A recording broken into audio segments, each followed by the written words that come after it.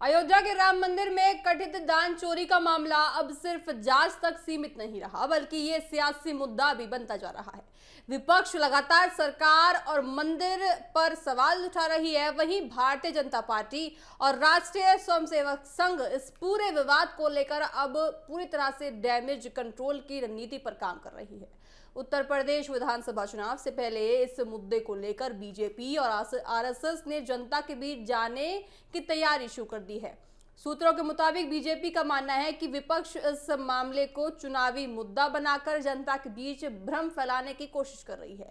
इसलिए पार्टी अब लोगों तक सीधे पहुंचकर अपनी बात रखने की योजना बना रही है। पार्टी कार्यकर्ताओं को निर्देश दिए गए हैं कि वे लोगों को बताएं कि सरकार ने मामले को गंभीरता से लिया है और दान चोरी की जांच के लिए विशेष जांच दल यानी एसआईटी का गठन भी किया है।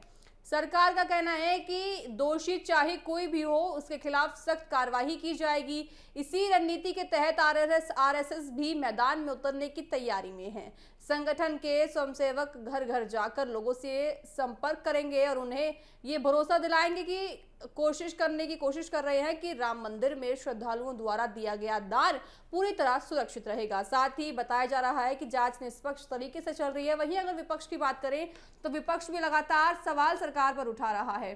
साथ ही सरकार पर जो सवाल उठा रहे हैं समाजवादी पार्टी के नेता हों, सांसद हों, सभी लगातार ये सवाल उठा रहे हैं कि अगर आपको थोड़ा सा अभी आपको अनुमान था कि चोरी हो सकती है तो पहले से कार्रवाई क्यों नहीं की गई, चोरी करने तक नौबत आ क्यों गई। ये सवाल लगातार विपक्ष उठा रहा है सरकार पे।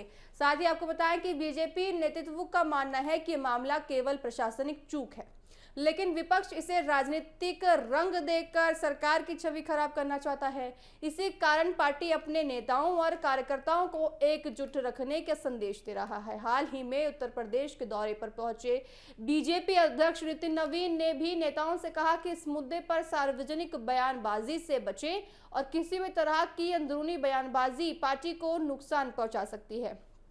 बीजेपी का कहना है कि विपक्ष पहले सरकार को विकास और कानून व्यवस्था जैसे मुद्दों पर घेरने की कोशिश कर रहा था, लेकिन जब उसे सफलता नहीं मिली तो वह लोगों की आस्था से जुड़े विषय को राजनीतिक हथियार बना रहा है। पार्टी का दावा है कि सरकार पूरी पारदर्शिता के साथ जांच कर रही है और जांच जल्द सामने आ जाएगी। दूसरी ओर विश्व हिंदू परिषद भी इस विवाद में सक्रिय हो रहा है। आपको बताएं कि वीएचपी के अंतर्राष्ट्रीय अध्यक्ष आलोक कुमार ने जांच अधिकारियों को पत्र लिखकर उन विपक्षी नेताओं से भी पूछताछ की मांग की है जिन्होंने इस मामले में गंभीर आरोप लगाए हैं। उनका कहना है कि अगर किसी ने बिना सबूत के आरोप लगाए हैं तो उसके खिलाफ भी कानून के कार्रवाई होनी चाहिए। वीएचपी का कहना है कि धार्मिक मामलों पर बिना प्रमाण आरोप लगाना उचित नहीं है। आरएसएस के महासचिव आपको बताएं कि दत्तात्रेय होसबोले ने भी लोगों से धैर्य बनाए रखने की अपील की है। उन्होंने कहा है कि समाज को किसी तरह की अफवाह या भ्रामक जानकारी से बचना चाहिए और जांच पूरी होने तक किसी निष्पक्ष पर पहुंचना चाहिए। उनका कहना है कि कुछ ताकतें इस मुद्दे का इस्तेमाल समाज में भ्रम फैलाने के लिए कर रही है। वहीं विपक्ष का आरोप है कि मंदिर में दान की सुरक्षा में गंभीर लापरवाही हो रही है और पूरे मामले की निष्पक्ष जांच होनी चाहिए। विपक्ष लगातार सरकार से जवाब मांग रहा है और इसे जनता के विश्वास से जुड़ा मुद्दा भी बता रहा है। ऐसे में आने वाले दिनों में ये मामला राजनीतिक रूप से और ज्यादा गर्म हो सकता है। सबसे बड़ा सवाल यही है कि क्या ये बीजेपी और आरएसएस का जनसंपर्क और अभियान विपक्ष के आरोपों का असर कम कर सकता है या नहीं, या फिर राम मंदिर दान चोरी का मुद्दा उत्तर प्रदेश विधानसभा चुनाव में बड़ा राजनीतिक मुद्दा बन जाएगा। फिलहाल जांच जारी है और सभी की नजर एसआईटी की अंतिम रिपोर्ट पर टिकी हुई है।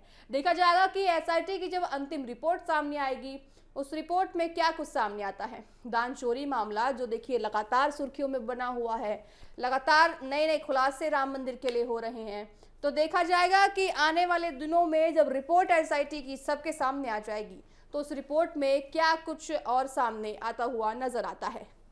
राम मंदिर विवाद पर बीजेपी ये चाह रही है कि जो भ्रम फैलाया जा रहा है उस भ्रम को ना फैलने दे और जनता के बीच सही संदेश पहुंचाया जाए।